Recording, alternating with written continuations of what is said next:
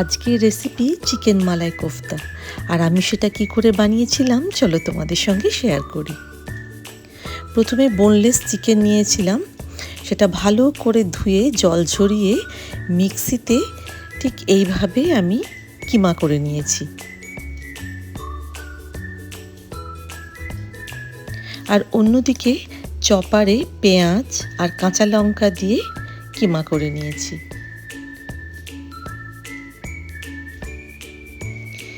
এবারে ওই চিকেন কিমাতে আদা রসুন বাটা, লবণ, হলুদ, ধনে গুঁড়ো, গরম মশলা গুঁড়ো আর গোলমরিচ গুঁড়ো,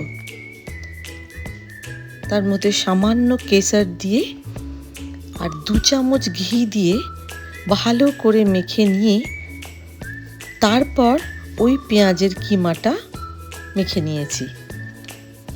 মেখে নেওয়ার পর সেটা আমি 10 মিনিট রেখে দিয়েছিলাম রেস্ট দিতে। তারপর হাতে একটু সাদা তেল নিয়ে ঠিক এইভাবে গোল গোল আকারে বানিয়ে নিয়েছিলাম। চিকেনের সমস্ত বল বানানো হয়ে যাওয়ার পরে কড়াতে সাদা তেল আর ঘি দিয়ে লো ফ্লেমে ভেজে নিয়েছি। তবে খুব বেশি লাল করার প্রয়োজন নেই,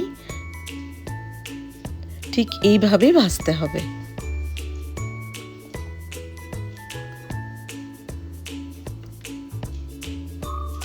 এবারে ওই একই তেলে গোটা কয়েকটা রসুন কোয়া, তার মধ্যে কাঁচা লঙ্কা, পেঁয়াজ, কিছুটা কাজু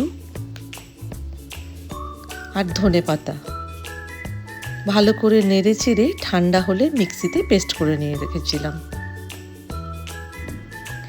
এবার কড়াতে সাদা তেল ঘি দিয়ে গোটা গরম মশলার ফোড়ন দিয়ে তাতে আদা রসুন বাটা দিয়েছিলাম আর ওই বাটা মশলাটা দিয়ে ভালো করে কষিয়ে নিয়েছিলাম। তারপর তার উপর ধনে গুঁড়ো, গরম মশলা গুঁড়ো আর টক দই দিয়ে ভালো করে কষিয়ে নিয়েছিলাম। তার উপরে দিয়েছিলাম কসুরি মেথি।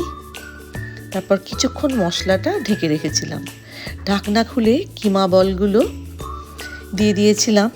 খুব ভালো করে নাড়াচাড়া করে তার মধ্যে দুধ সমেত মালাই দিয়ে নাড়াচাড়া করে নিয়েছিলাম।